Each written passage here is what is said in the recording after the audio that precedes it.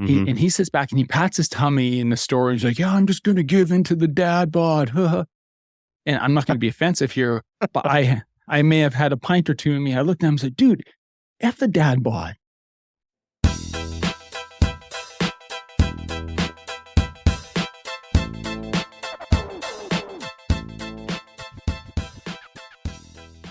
Hey guys, and welcome to the SkilledDad podcast. My name's Zach Reeser. I'm your host, and I'm always excited about the episodes that I get to do because I get to sit down with fantastic guys. This one in particular, I'm really pumped about in that I get to sit down with a gentleman who we share a similar passion and interest about something that also hopefully brings you to this podcast, and that's connecting dads. It's equipping dads, sharing stories of success, of failure, and learning so that we can take them and go and apply them to our own lives, to our own families, to our own careers, and ultimately help build other guys. And that gentleman is right here. If you're listening, you don't see him. If you're watching, you see him. And that is Cam Hall. And Cam, I am pumped to have you on with me. Thanks for joining me on the SkilledDad podcast. Zach, I appreciate you, brother, man. I am pumped to be here. I'm fired up. You know, for your listeners, I had the opportunity to be on the other side of this with you on my podcast a short while ago. And I really appreciated that conversation. It was very impactful. And as always, you provided a ton of value. So I'm excited to be on the other side of this with you doing all the work. So thanks for having me here. Oh, yeah. This is like revenge almost. Yeah. It's like, okay, here we go. Yeah. So for those that, haven't heard that episode, So Cam started Dad's Making a Difference, and we're going to dive into the origin of that. And I really, have some things about like what he's learned. And I know just through discussion, we've seen some similar things, which I love, because what I've found in this journey is that we're all different. We all have a different story, but there is a common DNA. And when we can connect that DNA, there's some cool magic that happens. But Cam and I were able to connect a while back, and he invited me onto his podcast, and we had a blast. But it was weird for me being on the other side of the mic, answering questions versus asking them. So if you're interested, want to learn a little bit more about my story, you can go listen to that on Dad's Making a Difference. So you're right. Welcome, and here we go. So I'm pumped. Let's do this. So let's start out with some of the basics we can introduce you to the audience, and, tell us a little bit about yourself. Yeah, I am a happily married man to my wife, Cam. We've been married for 12 years now. And it's been an amazing ride. And we have two amazing children. I have a 9-year-old son and an 11-year-old daughter who just fill my heart every day in every interaction. And it's through those interactions that I have learned the importance of what it means to be a dad, the significance of the role that we play. Yeah. And man, growing up when I grew up and with the father that I had, we can dive into that later. Like, it has been such a treat to be able to challenge myself through the hard conversations, through the hard times, just growing each step of the way. And I say it's been a treat because I think through those growth processes, we really have an opportunity to learn more about ourselves and how we can impact others. And I've learned so much about myself. I've learned so much about my family and what I want from my family. So, I reside here in Canada, the Great White North. It's actually it's 101 degrees here today. So it's pretty warm here today, and we're all cooking. And this is pretty typical for the time of year that we're recording this. So yeah. I live in a pretty crazy place. We play in the Rocky Mountains. We hike, we ski, we mountain bike, we adventure lakes and hidden waterfalls, and we love to get outdoors as a family. And that's really a huge part of my story, because that's where I find myself, is in nature and in silence, where I can be creative and find things that I want to do that I think might make an impact. No, I love that. Outdoors, Rocky Mountains, and 9 and 11 and 12 years of marriage. Yeah.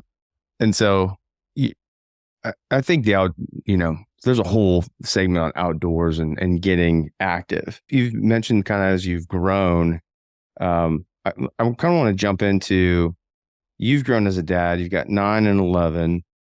And how long was it that you started Dad's Making a Difference? Dad's Making a Difference started last year, and that originated, with the idea, and this actually comes out, I go with a little bit of the origin story. You have to go back a little bit. I started working with dads in 2015. And so in 2015, I was a young father. Well, 2014, I was a young father, a father of a 2-year-old and a brand new newborn. And in that time of my life, I was struggling. I was struggling specifically with my health, with my physical health, with my mental health, with, at that time, nutrition and exercise and balance, and being the father that I wanted to be, the husband I needed to be, and the professional in my line of work that I needed to be. And I struggled with that. And so through that journey, lots of highs, lots of lows. I learned a lot about myself, and I learned that I couldn't do things on my own, which for me as a guy, like I'm a type A personality. Never since I was in high school, it's been like, I got this, I can do this. But one of the consistencies, I look back and I think about the stories that I tell myself, and I think about the stories in my life that have shaped who I am. I've always been a product of my environment when it comes to teams, always been a product of a team environment. I started playing sport when I was young, was blessed enough to somehow have some athletic ability, which was able to take me into collegiate sports. And so I was thrown into these environments where right away, I was surrounded by a group of people. I didn't have to put the work in. I didn't have to make friends, quote unquote, because that's something that's always been hard for me. I was just, boom, 14 guys on my basketball team. Here we are. And that's how it was until I was 23 years old. And then I finished my eligibility. I'm like, man, I got a couple of years left at universities, a couple of years left of college here. What am I going to do? And who am I? Because if I'm not Cam, the athlete, the basketball player, who am I? I have no skills in making friends and connecting with people. I had moved to a new city. I'm a pretty clean cut dude. If you're watching right now, like my hair is pretty short. Man, I grew my hair. I didn't cut my hair for 2 years. I had curly surfer hair down to my shoulders. Oh yeah, man. I wore the bandana everywhere, the headphones, playing the roots everywhere I was going. And then I just wanted to be me, just by myself. I needed to find myself. Luckily for me, I met Kim in 2003, and, we started dating, and, life takes us different directions. She had to move away for school for a couple of years. I ended up walking into a teaching job the day that I graduated university, which it was a blessing in itself. There you go. But was always like, who am I going to be? And I was always Cam the fit guy. So I thought that's who I had to be. I had to be the rip. I'm 6'5" and a a little bit. Like I had to be. Yeah. I've only seen you in a 4-inch box. So 6'5". Nice. Well done.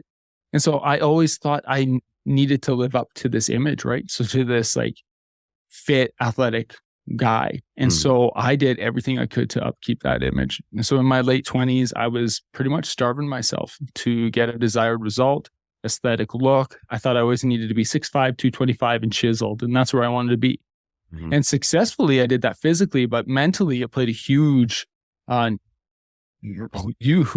in my mental health. Like really negative. I had a poor relationship with food, some body dysmorphia. I, tried to battle through that for a year and a half. I ate nothing. And when I say I ate nothing, I ate nothing but chicken, rice, and carrots, whether it was breakfast, lunch, dinner, mid-morning, evening, whatever it was. And my wife ends up finishing school. She comes down. She's my girlfriend at the time. We get engaged. She moves back to where I live now. We get married. We move in together, and we're expecting. And I'm like, oh man, this next chapter of my life, man, this is going real fast. And both Kim and I played collegiate basketball. Both Kim and I were always kind of athletes who worked out and did these things. And we always thought, man, nothing's going to change. Our child, who is our daughter Maya now, but we didn't know girl or boy at that time. Our child's going to come. They'll just fit into our life. Well, you couldn't be more than wrong. They just further from the truth, man. You know what? You become a dad, and next thing you know, there's more stress, less sleep, more grab and go, like quick fast food meals, or you're not eating. There's no working out. And for me at that time, I was like, man, I don't know what to do. Like, what do I do? And so I struggled a lot. And so I gained about just under 30 pounds in 6 months. Not the good kind. Wow. Played for a guy who had an unhealthy relationship with food and body image. That was not good. Put me into a pretty dark spot. I tried everything I could to lose that weight. I went back to the bad habits I had in my late 20s. And yeah, sure, I lost the weight. I got the aesthetic, but I was hangry, man. I was not present. I was not emotionally available to my wife. I thought I was trying to be a good dad. I was so proud to be a dad of a little baby girl, but I was just so exhausted. I also started my master's degree at that time, which was probably foolish. But 2014 rolls along, and I think I have it all figured out when my son Braylon was born. And again, skyrocket the anxiety, skyrocket the stress, the lack of sleep. At this point in time, I want to paint a picture for you. I am a father of a 2-year-old beautiful girl. I have a brand new newborn son who's a couple hours old. I'm in the hospital. And in the hospital here, there's the bed where the mom is with the baby, and the baby's in a little bassinet. And then there's this like super uncomfortable leather reclining chair that is not built for someone 6'5". And so I am trying to sleep on this little thing, and I get a call. And Braylon was born at like 3 a.m, but I get a call at 9 a.m. I'm in the hospital. And it's like, Cam, we want to offer you a position as an assistant principal of an elementary school. Do you want to take it? I said, yes. So here I am. I got a year's left in my master's degree, a brand new newborn, a 2-year-old. And I'm walking into my first administrative position as a principal. I'm going to tell you, don't do that. Don't do that. That's a lot going on at once there. Yeah. And you know, I don't want to ramble on this story, but I think painting a picture of how we all go through hard times is important. And this could have been a joyous time, and it was a really hard time for me. And by January 2015, I had almost left education, almost quit my job. I was in a pretty low spot in a state of depression. My wife knew I needed help. She's always been so good. And she had fired up this amazing thing helping moms on mat leave called K-Fit Mommy. She was doing like boot camps for moms and all this fit stuff. And she was just rocking it. And she had to go to a health conference, and it happened to be in Vegas in January. Again, a reminder to everybody listening, I live in Canada. So it's really, really cold here in the winter. And I'm like, well, Vegas in January, I'm out, man. I'm going. I just need to get out of here. So I went with her. And one of the keynote speakers at the last events was up on stage, and he was talking about proper nutrition, health, exercise, balancing it as a dad, balancing it. And there's something about him that intrigued me. Kim was already aware of this guy. He's the keynote speaker after all. Right.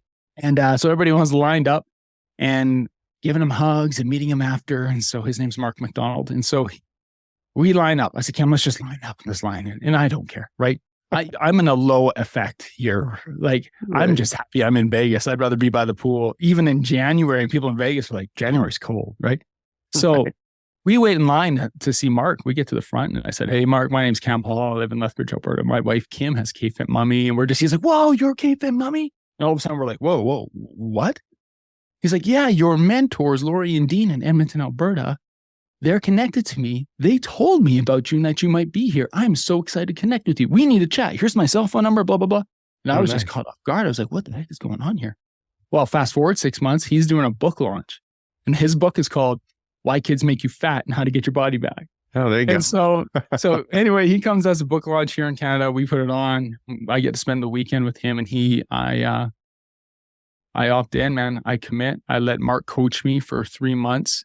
I say let because at that point in time, I was in a pretty stubborn place. But I opened the window a little bit to let him in, and he coached me. He showed me exactly how, as a busy dad, you can eat, you can exercise, you can balance, and live fit, healthy, fulfilled with your family. And that inspired me in 2015 to start a brand called Fight the DadBod. And so I started in 2015, Fight the DadBod, 2015. Started just as an Instagram account that followed our family's adventures. I told you we love to be in the mountains and hike and do all these things and be on the go. And I was sharing this. And guys like, how do you do this? How do you balance this? Like, well, what do you eat? And what do you do? And how are you exercising? So I just started sharing it. And like 2015, Instagram's not brand new, but it's still in like, it's still growing. Like, it's not what it is now.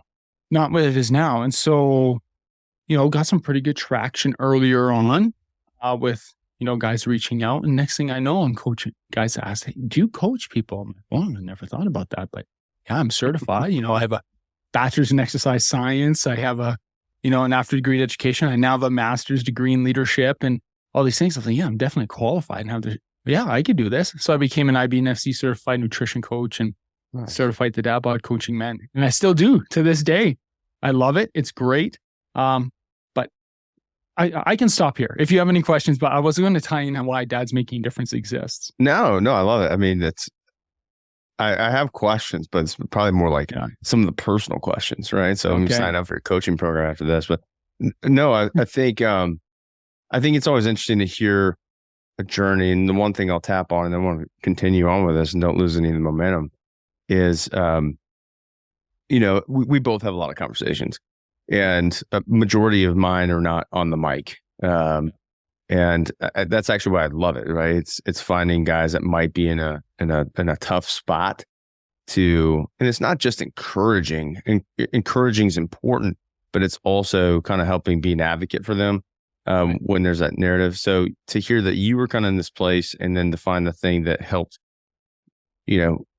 turn you on to not only a place of your interest, but something that you can go and help impact other people in a positive way, was one guy. Yeah. No, it was one guy. It was the culmination of things coming together.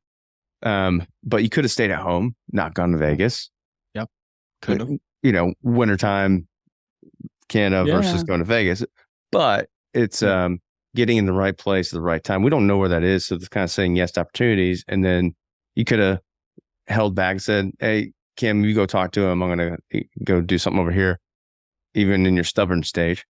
Yep. But taking that step forward opened it up to something that seemingly was a pivot point in your life, and has put you on this whole other trajectory that now is, helping impact others, which then helps impact their kids, and it's got the ripple effect. So I just think that's really neat, and really proud to kind of see the action that you took, because opportunities come and we don't do anything.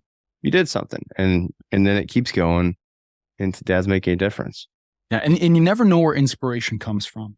Yeah. Here's the funny part of the story that I didn't tell you is that, Mark McDonald, he and I, we got together, it was June 2015. So we met in Vegas in January. Mark came here. We did the book launch in June 2015.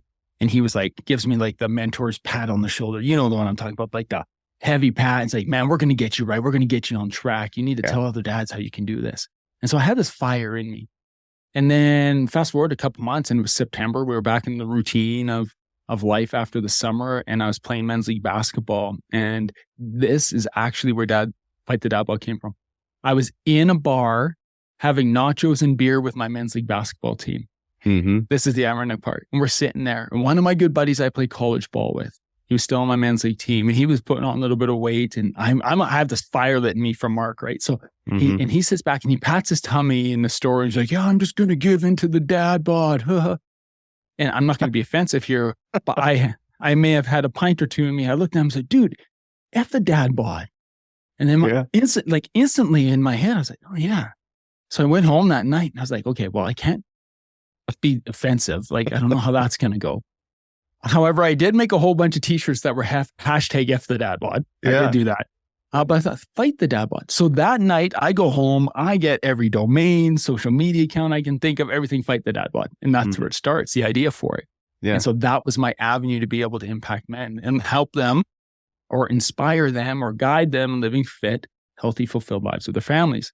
Now, we fast forward a little bit, we don't know where inspiration comes from. Mm-hmm. Sometimes our greatest inspirations come out of times of pain and hurt, right? Like it did for Fight the DadBod for me. Yeah. Well, pandemic comes. I don't really want to talk about it. However, that there was a lot of guys at home, a lot of guys who wanted to get healthy, and Fight the DadBod was doing pretty good at that. Sure.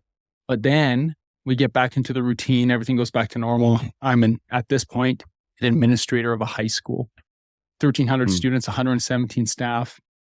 I have Fight the DadBod. It's rolling. I had taken on a subcontracted role as a leadership coach with a business coaching company. And there was just too much. I can balance it all. I started to burn out. Mm-hmm. January 20th, 2022, 2 days before my birthday. January 20th, 2022, I had a doctor's appointment. For the months leading into that, fall 2021, October, November, December, I had a massive lump in my throat. No explanation for it. Every time I swallowed, it felt like a vitamin was stuck in my throat. It's just so irritating. No, it would come, it would go, it would come, it would go. But then I had a couple episodes, and I didn't know what these were. I just called them episodes. But in the middle of the night, I'd wake up in a cold sweat, feeling like I was nauseous, had to throw up. I'd run to the washroom, but nothing biologically, like nothing was happening. And we've all been there when it's food poisoning or something. It's like, sit down, stand up, sit down. What do I do? But I walk into the wash and I'm like panicking, right? And I'm sweating. I don't know what's going on. And I lose consciousness. I fall. I'm 6'5". I fall a long way. I smash my face onto the tile floor. It wakes my wife up. It's about 2 a.m. So now my wife, Kim, is 5'4.5". She is not a big girl. I'm right behind the door. She can't open the door. She's like trying to figure out. She described the sound of my head hitting the ground like a baseball bat hitting the floor. Well, she ends up pushing the door open a little bit. She peeks in, and there I am, unconscious, blood pouring from my mouth. And she freaks out. She calls 911. Ambulance comes. They hook me all up. Everything's normal. Everything is normal. There's no explanation. So, of course, over the next little while, I'm poked, I'm prodded, I'm tested, blood test, you name it, ultrasound on the neck, all types of things. And so my stress level's going up. Yeah. The overwhelm from everything happening is going on. And January 20th, I had a doctor's appointment. I had a weird feeling about it. I thought I was going in for a routine blood review, like blood test review. And I walk in my doctor, it's last year in January 2022, which is crazy to think that we're still in a doctor's office wearing masks here. So I'm sitting there, I got my hat on, I got my mask over my face. So my eyes are just showing. My doctor, who's about my age, he looks at me, Cam, how you doing, man?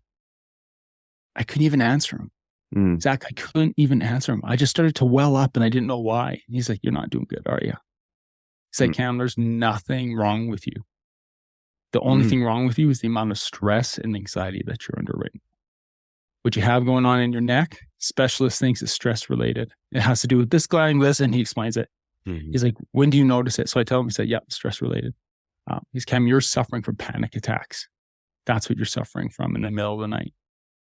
Come on, man. Me? Like, I was the guy who, made the teams and made the positions and, got my master's degree and was leading in the school and doing all this. And like me, come on.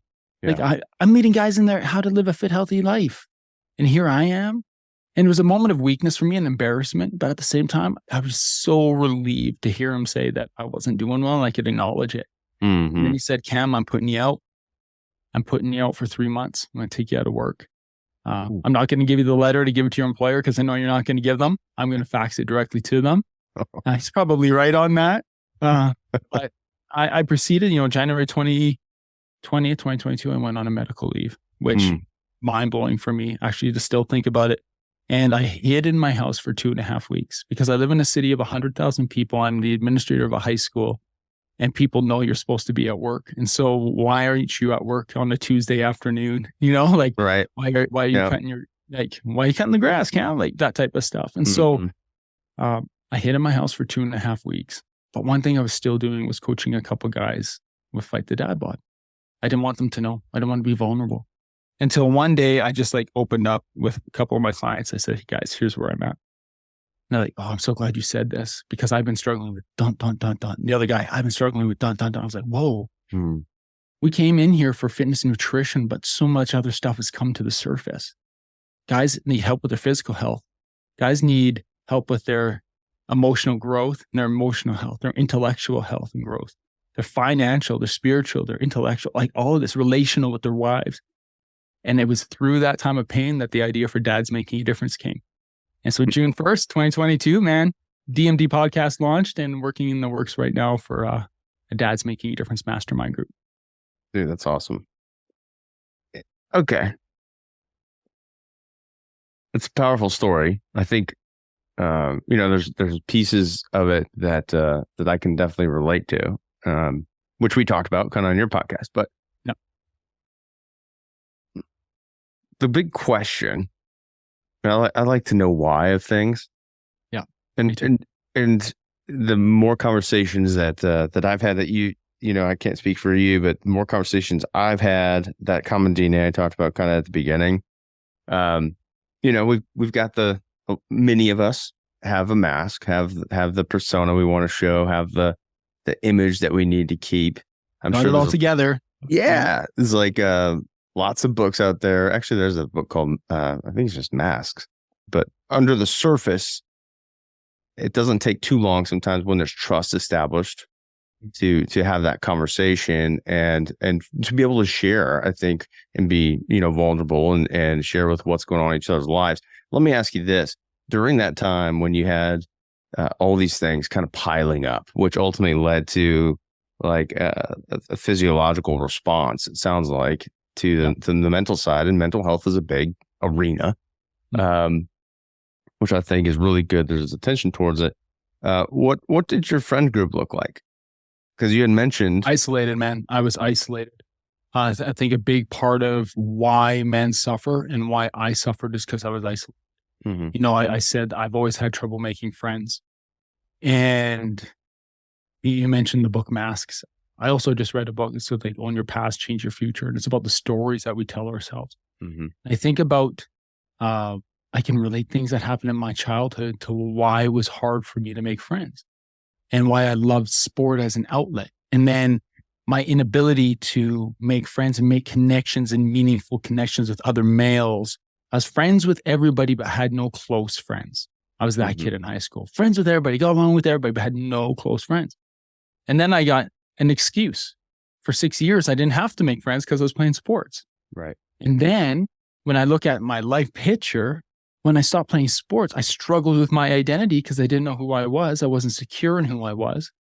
And so then my wife came along and we started dating and that. So now I could connect myself to her, but I still didn't have, I had guys I played men's ball with.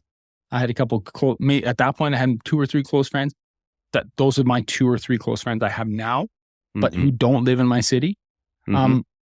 During the time I was struggling, going through everything, I think everybody was going through isolation over the last 3 years. Mine was exemplified in the fact that I worked in a building with 1,500 people and I've never felt so alone, so separated, covering our faces, social distancing, cohorting, staying in your office. Like I went into education to connect with people. I love connecting with people. I'm an introvert by nature, but I work to be extroverted and it fills me up at times. And so I felt extremely isolated, that I didn't have anybody around who I could relate to. I didn't feel that in a coaching mentorship alignment that I could open that up to my clients. I think it's a different relationship. So I was isolated, man. I was alone.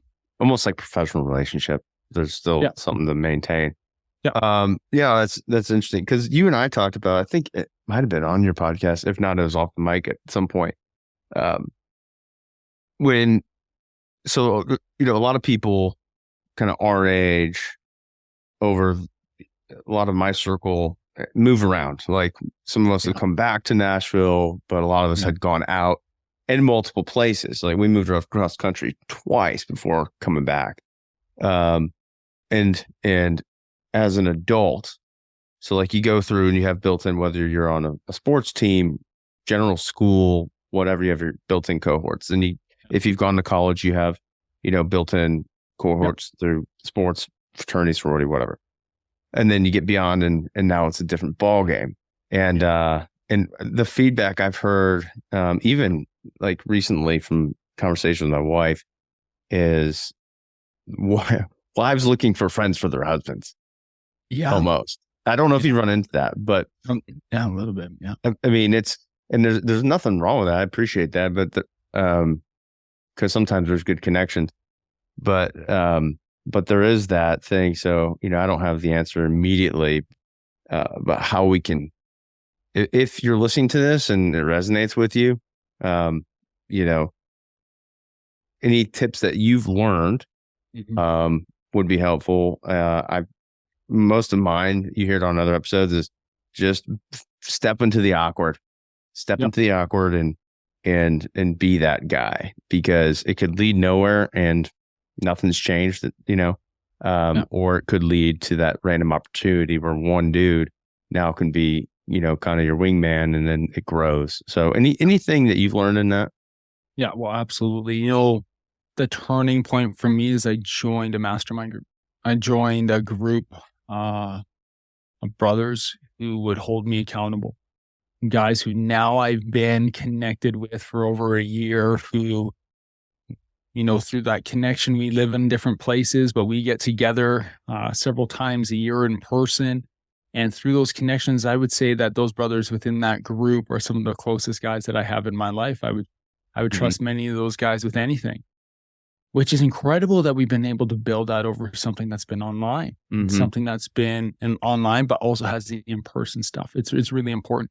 So the turning point for me was that, and actually the inspiration for me for starting a Dad's Making a Difference Mastermind has been this group that I'm part of, because the men in that group are like, Cam, you have this message, you have this background, you know the importance of men not being isolated, because the lone wolf never survives. We've heard that cliche. And they encouraged me to step out and do this. And so one thing I've learned that's been super important in my journey and what I've seen in the journey of other men is surrounding yourself with a group of brothers, with your own board of directors that you can have unfiltered, honest conversations with, and they can speak into your life, but also hold you accountable. And holding accountable isn't shaming people. Right. And sharing your life isn't like the awkward stories. Like, that's not what it is. It's about coming to a conversation to a group of men you trust and just saying, hey, I'm working through this right now, looking for insight, and then take it or leave it. Like, that's up to you, but you can trust these guys. And so that was a turning point for me. No, that's killer. And you mentioned it briefly, but through Dad's Making a Difference, you've created a way for people to kind of do that and connect through the masterminds. This is not like an official plug. It is an opportunity, though, something to look into for anybody to go say, hey, here's a zone that could be an opportunity to explore and maybe meet some other guys. For anyone that's kind of in that same mindset of having friendships that aren't necessarily, it's like remote friendships. It's the weirdest thing. But some of the guys through SkilledDad have become some of my best friends who I talk to consistently about lots of stuff, and that trust has grown. And none of them live, not all of them live here. And so there's a good balance in your board of directors to have people all over. It can still work really well. In the remaining time that we've got, I'd be really curious so you've done over 70 episodes. Yep. 1 a week since June 1st of last year. We actually launched with 5 right away. So I think 70 comes out this week. Okay. All right. As we're recording this, 70 comes out this week. Yeah. Okay. But we have 75 recorded right now, which is pretty exciting. No, it's killer. Yeah. You've done really good at staying consistent, which is awesome. Okay. In the 75 conversations and sit downs that you've had, what are some of the biggest takeaways? And here's the reason. I want to set the table as to why I'm asking. Yep. Because here we are having a conversation about, you shared your story about where you were mentally and physically and what it led to, and then also how it led to some very positive change for you. Someone might be hearing that and say, oh, okay, I can see myself there. Yep. And then kind of morphing that into what having the band of brothers, so to speak, has done and what it does. But here is, the commonalities that we find, and I'm curious what you've seen so that someone might hear something that resonates with them if they happen to be in the place that you were in back in 2015. And it's like, okay, I'm not the only one, which I know you and I have talked about before. So anything come to mind? Yeah. I journal now is something that I've never done before. And I thought about this last week. I was on holidays with my family and I was sitting by the lake and reflecting, and I'm going to open it up and I'm going to share with you some of the things that I've learned that are consistencies, and these are things that I don't have figured out, that I've been challenged to work on from the people I've talked to. One of them is that presence is power, and that the guys and women that I've been able to connect with have emphasized the importance of presence with your kids, presence. Like, I can't remember who on my show said it, but they said, like, be where your feet are, like, be in the moment, be there. That was you. I knew it was you. I knew it was you. I didn't want to say it. And then you like had to take some awkward sense, like who said like, oh, well, Cam, it wasn't me. No, it was you.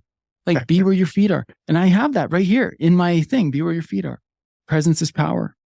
Man, I appreciate you for saying that. Like that is one of the things I keep coming back to. I'm just a messenger on that one. So I'll give credit to Matt C. We'll say his name there. Okay. Yeah. Another one is I'm working on is cultivating patience and how patience looks different for different people in different situations. So what you can tolerate at times isn't necessarily what you're patient with. There's times in our lives as men, we have to tolerate some stuff. And then there's times we don't. And we can have a voice and we can be direct and we can be assertive. And yet we can do that through patience and let the process work itself out and not to rush what we want to happen based on our own agenda. So I'm cultivating patience. One thing personally I've been challenged with, and I'm excited about having been able to be blessed to have these conversations, is that, man, listening is learning, right? Active listening is learning. You know, you're a host too. So selfishly, I get to get on these interviews and learn from these people who've written books and been on stage and have podcasts and do these things and learn firsthand, like from their experiences. So just to be an active listener, whether it's in your home or in your community or in your work, listen to what is actually happening. Listen to what the people around you are saying. And sometimes you can listen with your eyes, right? It's like there's things that we hear, there's things that we listen to audibly, but then we can hear something, but we can see something different. And so, just be an active listener, be engaged in that moment. Goes back to your the presence piece too. Open communication, open mind, emotional intelligence is strength. I think for a long time before I went on my medical leave, I didn't give enough focus on emotional intelligence. I didn't give enough focus on what that meant for building a strong relationship with my wife and a strong marriage, what it meant to navigate conflict with my kids. Yeah, I've been challenged on that. I've really enjoyed some of those conversations on marriage and relationships. Yeah. Teach and learn new things and invest in shared interests. That's an interesting one because one thing that I've noticed amongst everyone, and we were having a little conversation about this off mic before, is that I've met people who have a similar goal or end goal in mind or purpose in mind of why they do what they do. They want to impact men. They want to help men grow. I'm going to tell you, there's like the same thing across is like family, faith, fitness, finance are the big four. You hear that across lots of things. I use physical growth, emotional growth, spiritual growth, intellectual, professional growth. Other people use that too. Like we have these pillars and everybody has kind of similar pillars, but everyone is so different in their approach. And it's been exciting for me to see that because in a time where I think we're bred to compete with each other and we look through a scarcity mindset of like Zach and Cam can't do a podcast together because they're competing in their messaging and no, that is the complete opposite of what I've experienced. Every single person who's out there doing, what you're doing, what I'm doing, they might have a book or they're on stage or podcast or a coaching program, whatever it is. Everyone's out there just to impact more people. And if all of us are doing it, we're going to impact way more people than if one of us is trying to do it on our own. That's it. Right. Yep. Yeah. I've had people ask me that about when I tell them who I've got coming on, and I shared about, when I was on your podcast and people reached out after listening to that, and it was the same thing. It's like a head tilt. It's like, isn't that like a competitive thing? Aren't you helping somebody else? I'm like, yeah, I am. But it's not competitive, but yeah, I'm helping somebody else because we help each other because we can have a conversation that we're doing a similar thing, and that in itself. I want to tag on something you said in investing in shared interests. And I would do like a ... because shared experiences build relationships. And the deficit of the stats, I mean, go read the stats. I don't throw stats out a lot, but the stats kind of speak for themselves on the impact that a dad has in a home and what the positives and negatives of not having that in the home does for the community, for society, for all the things. And you have been rocking on your episodes, and I'm really proud of you for that, because I know how much work goes into it. Thank you. I've been doing this technically for longer, but have less episodes, and there's my own things around that as to why. But it doesn't. Somebody asked me about that. Like, it doesn't bother me, because we need. I would say, if anybody's listening, they're like, you want to go start a dad focused podcast, like, give me a shout. I won't volunteer, let's do it. but maybe I will volunteer, Cam. Go do it, because in your own local community, in your own zone, you're going to help people. And also, I get, we talked about helping that one guy, and every now and then you get messages from that one guy that you're like, wow, I'm so glad that they heard so-and-so say that, because it really seemed to make a positive impact. And that's the reason we do it. It's once followers and all that become a KPI that's driving all the success, I think some of it is lost. So I hope. Yeah. Can I touch on that real quick? Yeah. Because I think this age of social media has conditioned to that. Like, ooh, how many people are following this person, and that validates that person's work. Mm-hmm. I'm going to tell you, I was in a business mastermind starting in 2018 doing Fight the DadBod. Lots of super successful people in that. I've been a part of this other mastermind for a year and a bit now, like lots of successful people. But I'm going to tell you, 4 billion guys in the world, like, even in the United States, we have 200 million males. Like, how many of those guys are fathers? The guys I know who have the biggest reach, the biggest communities, are doing the best in what we would say by worldly metrics, followers, engagements, finance, all of this. The guys who are doing the best at most have maybe 300 to 400 loyal people following. 300 to 400 guys. Mm-hmm. They might have people in their larger community who are following them or ingesting their work. Right. But like meaningful connection, guys who've like come to their programs or their communities or show up to their events, like 300 to 400 out of 200 million. Like, we need more Zachs. We need more men doing podcasts. We need more dads in their community showing up and saying, hey, we're going to do a dad date. Let's get 5 guys in our community who don't know each other to show up for laser tag with one of their sons and use it as a networking activity. We need more guys in our community saying, hey, I'm going to get together with the dads from the kids from my son's soccer team, and we're going to go at that lot during practice, and we're going to do a little workout, or we're going to go to that field across the way. We're going to help that lady clean up her lawn because our kids are practicing for 2 hours and we're just standing here BSing. So let's go do something and make a difference to group of us. Like, we need more men engaged, right? Yeah, I don't disagree. The world does not need more of me, and probably more of you.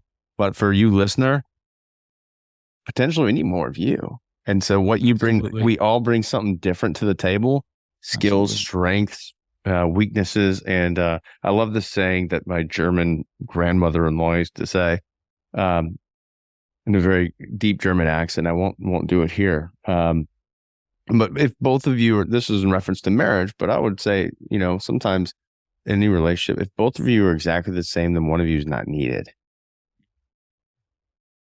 And, if you're hearing this and you've been on for this long, you've got something to give. And, we want that. And so it's, reach out to either of us. And if there's a way we can help do that, even in your own area, but it can be as simple as what Cam was saying. It's just like step in as a coach for one of your kids' teams or something in school, or, get to know your neighbors, all the things that have become more awkward over time, especially through like pandemic and everything. Man, what a world of change. Because the other thing too is when you sit down and hear someone's story, regardless of kind of what you went in thinking, I would almost guarantee you're going to learn something that you're like, oh, that's me too. And now all of a sudden we have a community that can understand each other, respect each other, build on each other, and that leads to good things. So why not do it? Cam, where can they find you? We're going to put it in the notes, but where's the best place to follow you, find you, reach out to you, whatever you'd pointed to? Where can we go? Yeah, absolutely. I've mentioned a couple things that I'm working on right now. So the Fight the DadBod, you go to Fight the DadBod. It's on Instagram, Facebook, everything. FightTheDadBod.com. If that's what you're looking at right now. If you want to learn more about Dads Making Difference, you go to dmdmastermind.com. And of course, you can search up the Dads Making Difference podcast. I love hitting up the DM and having real conversations with people. And if you just want to, call me or have me call you, go to callwithcam.com. Just book a time. These aren't sales calls. These are just like connection calls. So I love doing it. But yeah, callwithcam.com. You can set that up. That's awesome. Since this is not live, so I'm gonna totally copy you and do callwithzach.com if it's not taken. That's genius. Dude, that's fantastic. No, all of these resources will be linked in the show notes, and I'll put them out as well.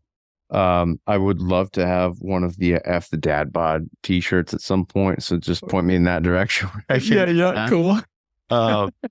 But no, I hope this isn't the last time that we can connect. I'd love to connect here, again in the future, and just kind of keep tabs on, things we learn and progress and, updates as all communities build. So, man, it always goes so fast. There's so many like lines and directions I'd want to go here, but we're kind of at that mark. But yeah.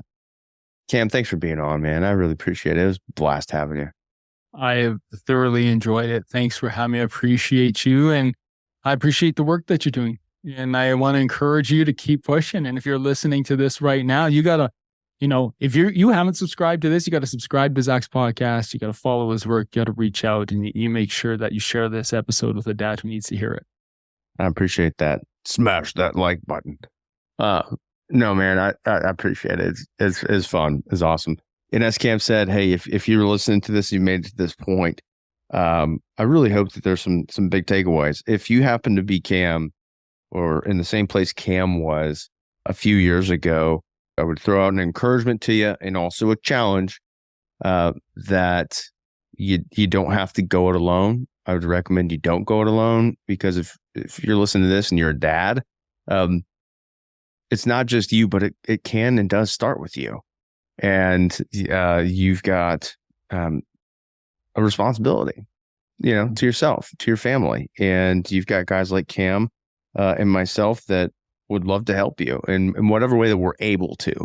And if we're not directly able to, then, there's big networks out there that we can probably find something. But hey, reach out to us. You got, callwithcam.com for goodness sake, do it. And DM me. You can also do Zach at SkilledDad.com and we can have an email. But at the end of the day, I hope that through this conversation, you've been able to take at least one thing. I bet you've got more than one, but that you can take and apply to your life on your journey to becoming the skilled dad.